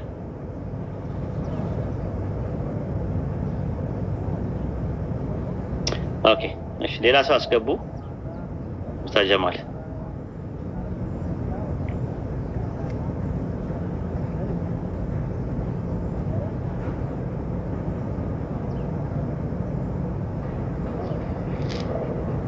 ሰላም አለይኩም ኡስታዝ። ወአለይኩም አሰላም ወራህመቱላሂ ወበረካቱ። ልጠይቅኔ? እሺ ጠይቂ። እሺ ኢየሱስ ምድር ላይ ሳለ አምላክ ነበረውና አምላኬ እያለ እዚህ ያመልከው ነበረ። ያው እናንተ መዳን መዳን ከአይሁድ ነውና እኛ ለምናውቀው እንሰግዳለን እናንተ ለማታውቁት ትሰግዳላችሁ ሲል ያው ኦልሬዲ ይሰግድለት ነበር ማለት ነው። እና ደግሞ ራእይ 3:2 ላይ ራሱ አይደለ ስራ በአምላኬ ፊት ፍጹም ሆኖ አላገኘሁትም ብሎ ያለው ራእይ 3:2 እና እዚህ ሲፈጽም የነበረውን አምልኮ እዛም ይፈጽመዋል ማለት ነው። አዎ ሰማይ ላይ ሆኖ ሰማይ ላይ ሆኖ አምላክ አለው ኢየሱስ ማለት ነው። ኢየሱስ አምላክ አንድ አምላክ ነው ያለው ማለት ነው። አምላኩ ሰማይ ላይ ሆኖ አምላክ አለው ማለት ነው። ያንን ነው የሚናገረው ራእይ ዮሐንስ ምዕራፍ 3:2 ላይ ራእይ ዮሐንስ 3:12 ላይ ስትመለከቱ ራእይ 19 ላይ ስትመለከቱ አምላካችን ይላል ኢየሱስ። ምናችን? አምላካችን እያለ ነው የሚናገረው። ከመጀመሪያው ጀምሮ ብታዩ መዝሙረ ዳዊት ምዕራፍ 65:2 ላይ ስጋ ሁሉ ጸሎትን ወደምትሰማ ወደ አንተ ይመጣል። ስጋ ሁሉ ይላል። ስጋ ማለት ምን ማለት ነው ሲባል የቁርበትና የቆዳ ክፍል ብቻ አይደለም፣ ሰው ማለት ነው ራሱ። ለምሳሌ ኤርምያስ 32:27 ላይ እኔ አለ ፈጣሪ የስጋ ሁሉ አምላክ ያህዌ ነኝ አለ። የስጋ ሁሉ አምላክ ካለ የሁሉም ነገር አምላክ ነው። መዝሙረ ዳዊት ምዕራፍ 40:7 ላይ መሲሁ ምን አለ? እነሆ መጥቻለሁ፣ እነሆ መጣሁ፣ እነሆ በመጽሐፍ ጥቅልል ስለኔ እንደተጻፈ አምላኬ ሆይ ፈቃድህን ለማድረግ ወደድኩኝ አለ ይላል። አምላኬ ሆይ መዝሙረ ዳዊት ምዕራፍ 40:7 ላይ አምላኬ ሆይ አለ መሲሁ። ዕብራውያን 10:7 ላይ ምን ይላል? በመጽሐፍ ጥቅልል ስለኔ እንደተጻፈ አምላኬ ሆይ ፈቃድህን ላደርግ መጥቻለሁ አልኩ ይላል። መሲሁ አምላኬ ሆይ ብሎ በትንቢት መነጽር ራሱ እንደሚናገር ይናገራል። አምላክ በሚለው ቃል ላይ ከ የሚለው ሳድስ ወደ ኬ ሀምስ እናመጣው። ኬ በሚለው ውስጥ የእኔ የሚል አለ። ግሪከኛው ሙ ይለዋል።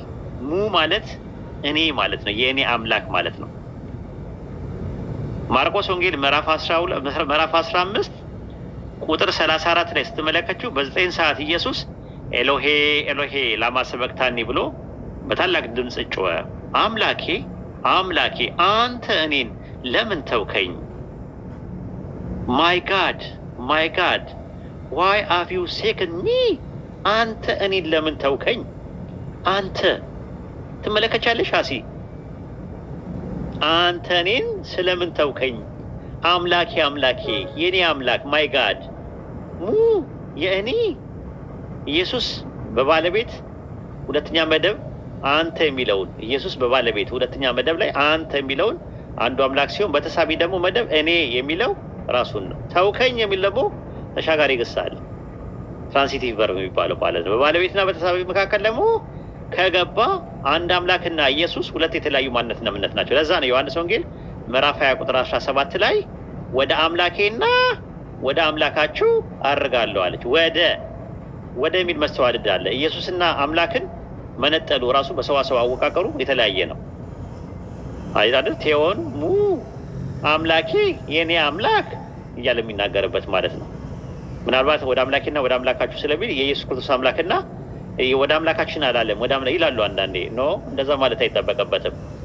ኦሪት ዘፍጥረት ምዕራፍ 43 ቁጥር 23 ላይ እርሱም አላቸው ሰላም ለእናንተ ይሁን፣ አትፍሩ፣ አምላካችንና የአባቶቻችሁ አምላክ ማለት ነው። ዮሴፍ ወንድሞቹን እና አባታቸውን አካቶ አምላካችሁ ከማለት ይልቅ አምላካችሁና የአባታችሁ አምላክ ብሎ ነው ያስቀመጠው። ኦሪት ዘፍጥረት 43:23 ላይ ልዩነት የለውም። ከተባለም ደግሞ ኢየሱስ አምላካችን ያለበት ጥቅስ አለ ወይ ብለህ ስንል አዎ አለ። እንዳደነግጡ ክርስቲያኖች ራዕይ ዮሐንስ ምዕራፍ 19 ቁጥር 5 ላይ ራዕይ ዮሐንስ ምዕራፍ 19 ቁጥር 5 ላይ ድምጽም እንዲህ ሲል ከዙፋኑ ወጣ። በዙፋኑ መካከል ያለው በጉ ነው የሱ ድምጽ። ባሪያዎች ሁሉ እርሱን የምትፈሩ ታናናሾች ታላላቆች ሆይ አምላካችንን አመስግኑ። ምናችንን? አምላካችንን አመስግኑ። ሰማይ ላይ ኢየሱስ አምላካችን እያለ ይናገራል። ምናችን? አምላካችን እያለ ይናገራል። ራዕይ ዮሐንስ ምዕራፍ 3 ቁጥር 2 ላይ ራዕይ ዮሐንስ ምዕራፍ 3 ቁጥር 2 ላይ ለፊላደልፊያ ይመስለኛል ኤጲስቆጶስ ወይ ተሳስቻለሁ። እሱ ቁጥር 2 ላይ ምን ይላል? ስራህ በአምላኬ ፊት ፍጹም ሆኖ አላገኘሁትምና። አምላኬ ማንን ነው አምላኬ የሚለው? ሰማይ ላይ ማለት ነው። ሰማይ ላይ ኢየሱስ አምላኬ ይላል። ቁጥር 12 ላይ ይኸው ራዕይ 3:12 ላይ ድል የነሳው በአምላኬ መቅደስ አምድ እንዲሆን አድርጋ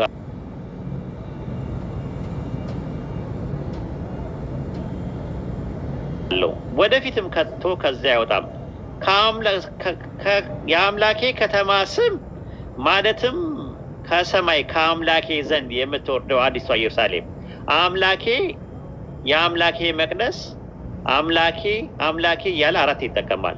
በአምላኬ መቅደስ የአምላኬ ስም የአምላኬ ከተማ ስም እያለ ይናገራል።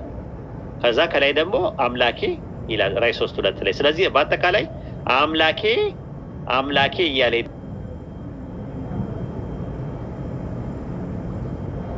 አራት ቁጥር 22 ላይ እናንተ የማታውቁትን ታመልካላችሁ። አማርኛው ያው ስግደት ነው የሚለው፣ እንግሊዝኛው ወርሺፕ ነው የሚለው። እናንተ የማታውቁትን ታመልካላችሁ፣ እኛ መዳን ከአይሁድ ነውና የምናውቀውን እናመልካለን። ነገር ግን በእውነት አምላኪዎች አብን በመንፈስና በእውነት የሚያመልኩበት ጊዜ ይመጣል፣ አሁን ሆኗል አለ። አብ ሊያመልኩት እንደነዚህ ያሉትን ይፈልጋልና አለ። ስለዚህ አሁን ጊዜው ነው፣ እያመለኩት ነው አብን ነው እየተናገረ ያለው። እናመልካለን። ምን እንላለን? እናመልካለን። ሰማይ ላይ ምን እየሰራ ነው? ፋሲ ታውቂያለሽ? ዕብራውያን 8:2 ላይ ያወጣላት እንዳስቁ። ዕብራውያን 8:2 ላይ ሰማይ ላይ ምን እየሰራ እንዳለ ታውቃላችሁ? አሁን ስራው ይታያችኋል? ምን ይላል? ማን ነው? ራዕይ ነው የገባው ለካስ። ይቅርታ ዕብራውያን 8:2 ላይ አይ እኔ ነገር ተክሳትኩኝ። ዕብራውያን ምዕራፍ 2 ቁጥር 8 ላይ መልካም የመቃጠል ዘመን እንግዲህ ታች እንግዲህ አለቀላችሁ እያያችሁ ገቡበት። እኔ የለሁበትም። ምን ይላል እዚህ ጋር ዕብራውያን 8:2 ላይ ዕብራውያን ምዕራፍ 8 ቁጥር 2 ታያቻል። እርሱ የመቅደስና የእውነተኛይቱ ድንኳን ማለትም የሰማይ አገልጋይ ነው ይላል። እዛ እያገለገለ ነው ያለው። ማሲ አገልጋይ ነው ይላል። አትሪዮጎስ አምላኪ ነው ይላል። ሰማይ ላይ ኢየሱስ ምን እያደረገ ነው ያለው? እያመለከ ነው ያለው። መዝሙረ ዳዊት ዕብራውያን 9:1-9 ላይ እስቲ ዕብራውያን 1:9 ላይ ዕብራውያን 1:9 ላይ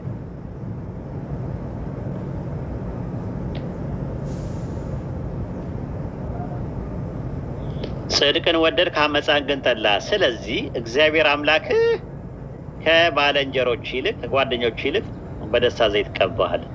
እግዚአብሔር አምላክ የማን አምላክ? የኢየሱስ አምላክ። የኢየሱስ አምላክ ደግሞ አንድ አምላክ ነው። እሱን ነው ሲያመልክ የነበረው ኢየሱስን። አንድ ሰው ጀነት መግባት ከፈለገ ኢየሱስ ያመለከውን አምላክ አምልኮ ጀነት መግባት ይችላል።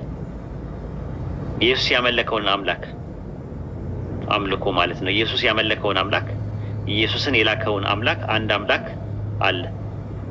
ኢየሱስን ነብይና መልእክተኛ አድርጎ የላከ አንድ አምላክ አለ። እሱን አምላክ እንድታመልኩ ነው ጥሪያችንን የምናቀርበው ማለት ነው።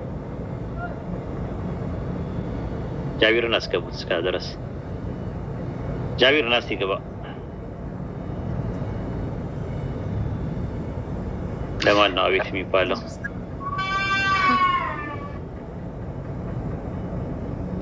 ጨርሳችሁ ነው ይጠይቅ ጠይቂያለሽ? አዎ ግቡ። ከስር ምጽፉ ልጆች ግቡ። በስጋ ነው አለው በመለኮት አምላክ ነው። ግልጽ ነው አልሽ። ነይ ግቢ። እርግጠኛ ነኝ። ሰላም አለይኩም ኡስታዝ። ወአለይኩም ሰላም ወራህመቱላሂ ወበረካቱ። ሙስሊም ነሽ? ኧረ እኔ ክርስቲያን ነኝ፣ ግን ብዙ ይተከታተላል። ከዛ ጥያቄ ነው የምጠይቅ። እኔ 3 አምላክ ነው የምለው፣ ግን እንደ 3 አምላክ ሆነ? እኔ የሚያምነው አንድ አምላክ ነው። ከዛ ይሄ ጥያቄ ግራ ገባኝ።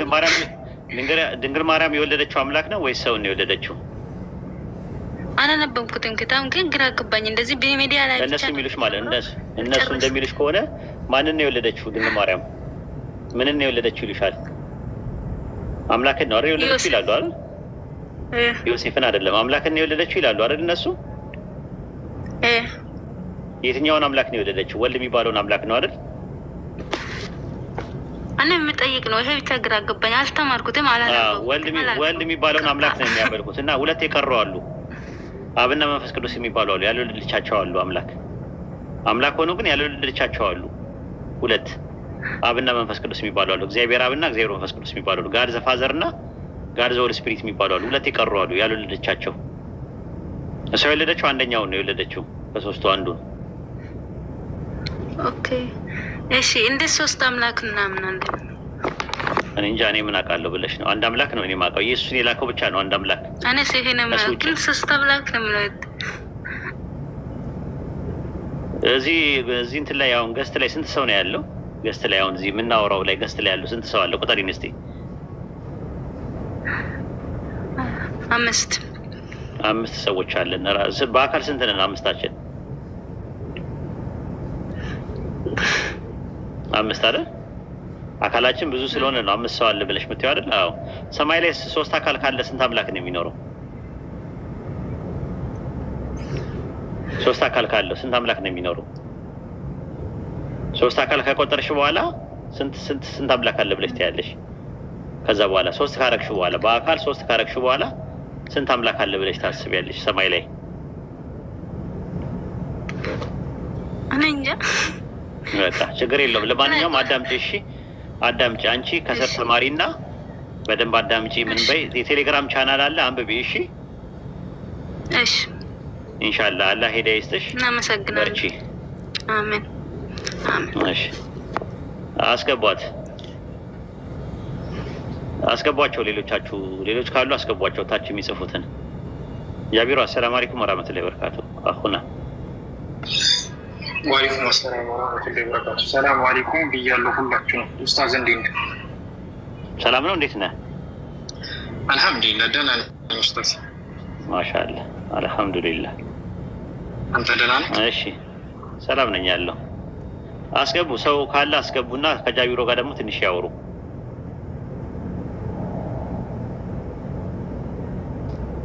አስገቡ ሰው ካለ።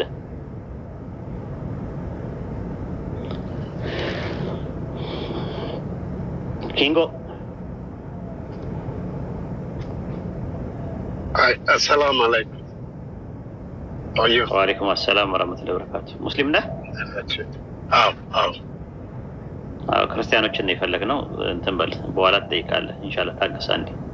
ክርስቲያኖች ካላችሁ ግቡ።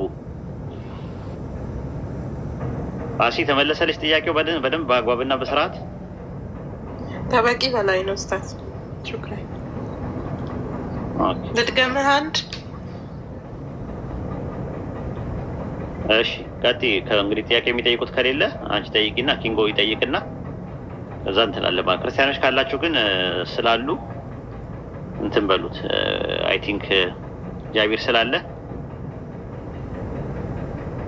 ጃቢርም ይመልስላችኋል። ይሄ እንትኑ ማለት ነው የሥላሴ ጉዳይ።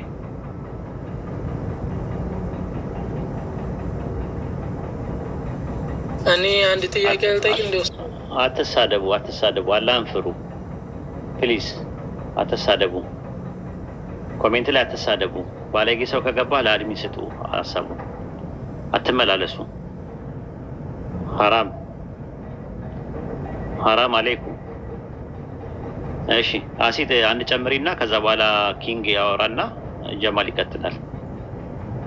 እሺ ይሄ አምላክ በስጋ ሞተ የሚሉት ነገር ማለት ነው ኡስታዜ። አምላክ ከጅምሩ ስጋ ነው እንዴ መንፈስ ነው ሲሉን አልነበረም ኡስታዝ? እግዚአብሔር መንፈስ ነው ሲሉ ሰምቼ።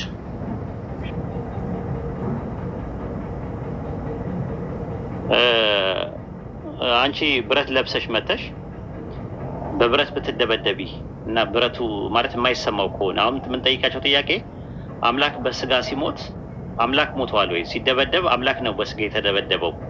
በስጋ ነው እንጂ የተደበደበው አምላክ ረቂቅና ምጡቅ ነው። ዮሐንስ ወንጌል 4:24 ላይም እንደዛ ነው። እግዚአብሔር መንፈስ ነው ይላል። መንፈስ የሆነ ደግሞ የማይታይ የማይዳሰስ የማይጨበጥ ረቂቅ ከሆነ ሊደበደብ አይችልም። የማይደበደብ ከሆነ ምኑን የደበደቡት? ድራማ ነው ወይ? ስለዚህ አምላክ አይደለም የተደበደበው። አንቺ ብረት ለብሰሽ ብረቱን ቢቀጠቀጥ አንቺ የማይሰማሽ ከሆነ ውስጥ ከሆነ ያለሽው ዋጋ የለውም ራሱ ማለት ነው። ግን አሁን በስጋ ምን ማለት ነው? በስጋ ማለት ምን ማለት ነው የሚለውን እንረዳው። ሮሜ 9:5 ላይ ክርስቶስ በስጋ መጣ አለ። በምን መጣ? በስጋ መጣ አለ። ሮሜ 1:3 ላይም በስጋ ከዳዊት ዘር ተወለደ ይላል። በስጋ አንደኛ ጴጥሮስ 4:1 ላይም ክርስቶስ በስጋ መከራ ተቀበለ ይላል። ከዛ አንደኛ ጴጥሮስ 3:18 ላይ ነው በስጋ ሞተ። ማን ነው የሞተው?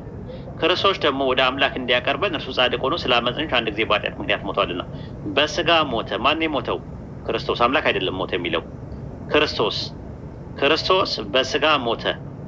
ክርስቶስ የተቀባ ማለት ነው። የተቀባ ደግሞ አምላክ አይደለም የሚቀባው። የተቀባው በስጋ ሞተ፣ በስጋ መከራ ተቀበለ፣ በስጋ መጣ፣ በስጋ ተወለደ። የተወለደው አምላክ ተወለደ አይልም። ክርስቶስ በስጋ ተወለደ፣ ክርስቶስ በስጋ መጣ፣ ክርስቶስ በስጋ መከራ ተቀበለ፣ ክርስቶስ በስጋ ሞተ እንደ ባይብሉ። አሁን የምጠይቃቸው ጥያቄ ዕብራውያን 2:14 ላይ ያዙልኝ ሁላችሁ እባካችሁ። እንግዲህ ልጆቹ በስጋና በደም ስለሚካፈሉ አለ። ልጆቹ የተባሉት ማን ናቸው? አማኞች ናቸው። ስለዚህ በምንድን ነው የተካፈሉት? በስጋና በደም ስለሚካፈሉ ስለሚል በምትል መነሻ ቀጥያ አለች። በስጋ ሞተ ሲባል ስጋ ከሚለው መነሻ ቀጥያ ላይ በምትላለች። በስጋና በደም እነሱ ስለሚካፈሉ እነሱ መለኮት ናቸው። በስጋና በደም ስለሚካፈሉ በደም ያዙልኝ ይህንን ፖይንት። በስጋና በደም ስለሚካፈሉ እርሱ ደግሞ በሞት ላይ ስልጣን ያለው በሞቱ እንዲሽር በስጋና በደም እንዲሁ ተካፈላል። በስጋና በደም ተካፈለ ማለት መለኮት ነው በስጋና በደም የተካፈለው ከተባለ አማኞችም ስጋና ደም ተካፍለዋል። በስጋና በደም ተካፈሉ ማለት አማኞች በስጋና በደም ውስጥ ነው ያሉት ነው ወይ ስጋና ደም ናቸው ራሳቸው? በስጋና በደም ስለሚካፈሉ አሉ። መከራን፣ ስቃይን፣ እንግልትን የሚካፈሉት ሰዎች በስጋና በደም ነው። ልጆቹ አለ የእግዚአብሔር ልጆች በስጋና በደም እንደሚካፈሉ እንዲሁ እርሱ ደግሞ በስጋና በደም እንዲሁ ተካፈለ አለ። እንደነማ እንደ ወንድሞቹ እንደ እግዚአብሔር ልጆች እሱም በስጋና በደም። ስለዚህ ልጆቹ ምን አይደሉም? በስጋና በደም ስለተካፈሉ ልጆቹ ምን አይደሉም? መለኮት ናቸው። በስጋና በደም በምትለዋን ነገር አስምሩባት።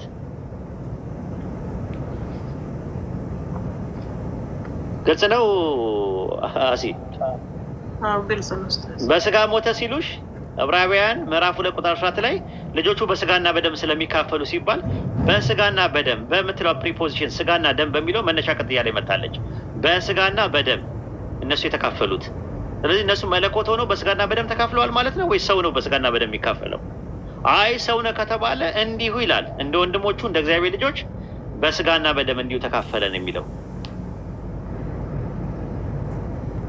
ስለዚህ ከዚህ አንጻር ነው የሚታየው ማለት ነው። በስጋ የተገለጠው በስጋ የመጣው አንደኛ ጢሞቴዎስ ምዕራፍ 3:16 ላይ እንደዛ ነው የሚለው። አምላክን የመምሰል ሚስጥር ማለትም ቆላሲስ 2:2 ላይ የአምላክ ሚስጥር ክርስቶስ ነው፣ ያለ ጥርጥር ታላቅ ነው አለ። ያ ክርስቶስ የሚባለው ማለት ነው እርሱ በስጋ የተገለጠ በመንፈስ የጸደቀ ለመላእክት የታየ በአሕዛብ የተሰበከ በዓለም የታመነ በክብር ያረገ ይላል። ስለዚህ በስጋ የተገለጠው መሲሁ ነው። መሲሁ ነው በስጋ የተገለጠው። በስጋ የመጣው ክርስቶስ ነው። ሮሜ 9:5 ላይ በስጋ ክርስቶስ በስጋ መጣ ነው የሚለው። ያመጣው ማን ነው? ያመጣው ማን ነው? ሐዋርያት ሥራ 13:23 ላይ ማን ያመጣው በስጋ? አባቶቹ አምላክ። አዎ ከምን አመጣው? ከእነርሱ ይላል ከአባቶች ማለት ነው። ስለዚህ ከእነርሱ የመጣው ነገር ምንድነው? እየተመዘዘ የመጣው ሰው ነው? ድንጋይ ነው? ጥንዚዛ ነው? ድመት ነው? አይጥ ነው? ውሻ ነው? መልአክ ነው? ምንድን ነው የመጣው? ከአብርሃም ከይስሐቅ ከዚህ ሰው ዘር አምላክ እንደ ተስፋ ቃሉ ለእስራኤል መድኃኒት ኢየሱስን አመጣ ይላል። ምንድን ነው የመጣው? ሰው ነው የመጣው። በቃ እንትን አይደለም። ሐዋርያት ሥራ ምዕራፍ 2 ቁጥር 22 ላይ እንደዛ ነው። የናዝሬቱ ኢየሱስ በድንቅና በታምራት ከአምላክ ዘንድ ለእናንተ የተገለጠ ምን ነበር ይላል?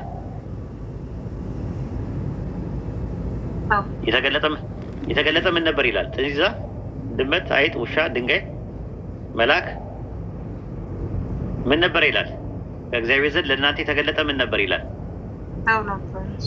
ሰው ነበር። ስለዚህ በስጋ የተገለጠው ምንድን ነው? ሰው ነው የተገለጠው እንጂ አምላክ በስጋ ተገለጠ፣ አምላክ ተወለደ፣ አምላክ በስጋ ሞተ፣ አምላክ በስጋ መጣ የሚል ጥቅስ የለም ባይብል ላይ የለም።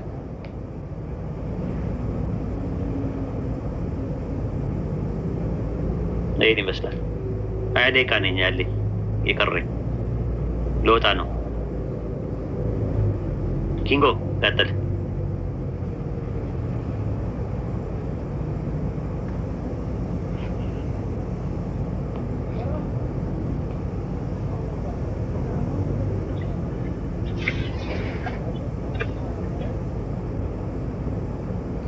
ኪንጎ አለ? እሺ ጀማል ቀጥል። ሱፐር የለ። እሺ ኡስታዝ በድጋሚ ሰላም ብያለሁ። የኔ ጥያቄ ማለት ነው ብዙውን ጊዜ እንትና ቡኻሪ ሳይል ቡኻሪ ላይ ቡክ 1 እና 7 አካባቢ የሚገኘው ሀዲስ ላይ እንትና ወረቃ ይጽፍ ነበርና እንትና ዕብራይስጥን በአረበኛ ይጽፍ ነበርና አላህ ያሳወቀውን ያክል ይጽፋል የሚለው እዛ ጋር ያው አላህ ከሻ ነው ሁሉም ነገር እና የሚሆነው። እዛ ጋር ግን ክርስቲያኖች የሚያነሱት ነገር ወረቃ ከእስልምና በፊት ብለው የሚያነሱት አለ። እንግሊዝኛው ላይ እንደዛ ብሎ መሰለኝ የሚያስቀምጠው ማለት ነው። አረበኛው ላይ እንደዛ አይልም፣ ግን እንግሊዝኛው ላይ ከእስልምና በፊት ብሎ ያስቀምጠዋል መሰለኝ። ፕሪስላሚክ ይላል። የትርጉም ስህተት ነው። ፕሪስላሚክ የሚሉት ጃሂልያ ነው የሚለው። በጃሂልያው ዘመን ቁርአን እንትን ምንድነው ከኢንጂል ሚነል ኢንጂል ነው የሚለው። ራሱ ፓርሻል ነው ራሱ የተወሰነ ይጽፍ ነበር ነው የሚለው። የሚጽፈውም የነበረው ደግሞ የዕብራይስጡን ነበር የሚጽፈው የነበረው። ከዕብራይስጥ ወደ አረብኛ የተረጉም ነበር ይላል። የሚጽፈውም ወንጌል የነበረው ደግሞ ኢቦናያን ነው። እሱ ኢቦናያን ነው ራሱ ማለት ነው። የሲራዎች ላይ ስትመለከተው ኢቦናይት የሚባል ክርስቲያን ነበረ። ነሳራ እሱ ነሳራ ነው እምነቱ። ነሳራ ደግሞ ማለት ክርስቲያን ማለት አይደለም ትርጉሙ ራሱ። ነሳራ ማለት ክርስቲያን ማለት መሲህን ነው። መሲህ ነው ራሱ ክርስቲያን ማለት። እዛ ጋር የሚጠቀመው ነሳራ ነው። ነሳራ ነበር ነው አይደለ? ነሳራ ከነበረ ደግሞ ነሳራ የትኛው የሚለው ኢቦናይት የሚባል ነው የነበረው። ኢቦናይቶች የሚጠቀሙበት የነበረው ደግሞ የዕብራይስጥ ወንጌል ነው። የነ ማቴዎስ የነ ማርቆስ የነ ምናምን አይደለም። ስለዚህ ተበልተዋል። ጀማሉ ተበልተዋል።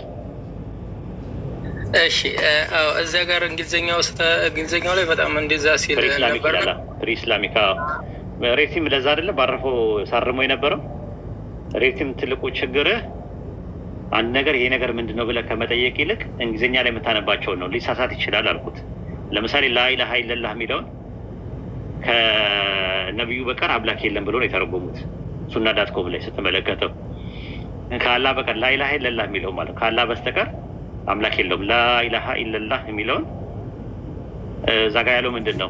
ከነቢዩ በስተቀር አምላክ የለም ብሎ ተርጎመውታል። ሊሳሳት ይችላል። ፕሪስላሚክ የሚል ነገር የለም። ቅድመ እስልምና የሚል ነገር የለም። ራሱ እዛ ላይ የሚለው ምንድነው? ጃሂልያ ነው የሚለው። ጃሂልያ ማለት ደግሞ መሀይምነት ጊዜ ማለት ነው። የመሀይማኑ ጊዜ ነው ማለት ነው። በዛን ጊዜ ወረቃ ምን ነበር? ነሳራ ነበረ ነው የሚለው። መሲህ ነበረ አይልም። አንድ ያዘልኝ። ሁለተኛ ነገር ደግሞ ከዛ ቀጥሎ ደግሞ እሱ በማንነቱ ደረጃ በሲራዎች ላይ እንደሚመለከተው ኢቦናይት የሚባል ክርስቲያን ነበረ ከሆነም ማለት ነው። ኢቦናይቶች ደግሞ የሚቀበሉት የዕብራይስጥ ወንጌል አንድ ወንጌል ነው ያላቸው። የዕብራይስጥ ወንጌል አንድ ወንጌል ነው ያላቸው። እሱን ነው የተረጎመው። ከሱ ላይ ሲተረጉም ደግሞ ፓርሻል ነው፣ በተወሰነ ክፍል ነው ራሱ የተረጎመው እንጂ ሁሉንም አይደለም ሲተረጉም የነበረው ማለት ነው። እና ከዛ አንጻር ነው የሚታየው። እዚያ ጋር ይተረጉም ነበር የሚለው አላህ ያሳወቀውን ያክል ይጽፋል ማለቱ እዛ